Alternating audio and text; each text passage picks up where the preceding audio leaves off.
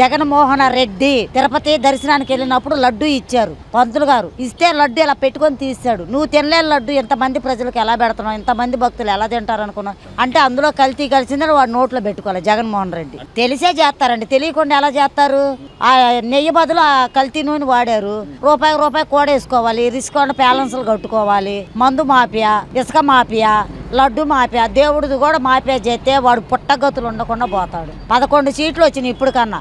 ఆలోచించుకోమానండి జగన్మోహన్ రెడ్డి. జగన్మోహన్ రెడ్డి టైంలో 60 లక్షల కల్తీన 20 కోట్ల లడ్డూలు కల్తీ ప్రసాదంగా పంచారని సిట్ రిపోర్ట్ ఇచ్చింది. దాని మీద మీరేమంటారు? అంత దారుణం. 60 లక్షల 20 కోట్ల లడ్డూల ఎంత పాపం అండి ఇది. అందుకే అనుకుంటా భగవంతుడు జగన్మోహన్ రెడ్డి గారిని 151 సీట్ని 11కి దిగజార్చారంటే ఆ పాపం తగిలే ఆయన దుర్మార్గంగా అలా తయారయ్యాడు. ఇంకా ఆయనకి తగులుద్ది. ఎందుకంటే తిరుపతి మీద భారతదేశమే కాదు ప్రపంచం అంతా ఒక నమ్మకం.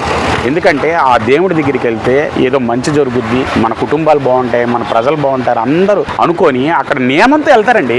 దాన్ని పాడు చేసిన వ్యక్తి ఎవరైనా ఉన్నారంటే జగన్మోహన్ రెడ్డి. 60 లక్షలు కల్తీ నెయ్యి కెమికల్తో, అంటే ఎంత పాపం సార్. అదే కల్తీ నెయ్యితో అన్ని కోట్ల జనాభాకి మీరు విషం పెట్టినట్టేగా, వాళ్ళ నమ్మకాన్ని పాడు చేసినట్టేగా. కనుక ఈ పాపం ఇంకా 4 గింతలు జగన్మోహన్ రెడ్డి తగులుద్ది, ఇంకా నాశనం అయిపోతాడు. ఆయన ఏమన్నాడంటే అసలు కల్తీ జరగలేదని ప్రచారం చేస్తున్నాడు బయట. ఏమండి, గత ప్రభుత్వంలోనే దీన్ని ఆరోపణలు వచ్చినాయి.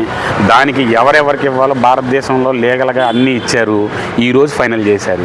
ఇంకా దాన్ని కూడా కరెక్ట్ కాదంటే ఈయన ఒక శాడిస్ట్ లాంటోడే. ఎందుకంటే గవర్నమెంట్ తీర్పిచ్చింది ఫైనల్గా, వెంటనే 1వ రోజు 2వ రోజు ఇవ్వలే. ఇది సంవత్సరాలు విచారణ చేసిన సిట్ తీర్పది.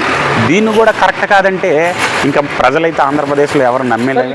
జగన్ టైంలో తిరుమలలో 20 కోట్లు లడ్డూలు కల్తీ చేసి భక్తులకు ప్రసాదంగా పంచారు అని సిట్ రిపోర్ట్ ఇచ్చింది. దీనిపై మీ అభిప్రాయం ఏంటి? అది కరెక్టేనండి. జరిగింది, జరగకోకుండా మాట్లాడరు. జరిగింది కాబట్టి ఆ అవినీతిని బయటకు తీసుకొచ్చారు. సిట్ అనేది ఇచ్చిన తీర్పు అది కరెక్టేనండి.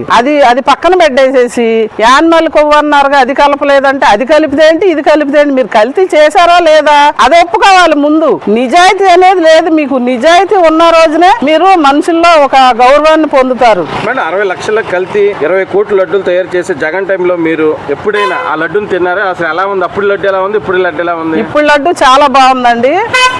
అప్పుడు లడ్డు అసలు రుచి ఏంటో అర్థమయ్యేది కాదు. అందులో కలిపింది ఆవు నెయ్య ఏంటనేది అర్థమయ్యేది కాదు. ఇప్పుడు లడ్డు మాత్రం స్వచ్ఛమైంది, బాగుందండి చక్కగా ఇప్పుడు.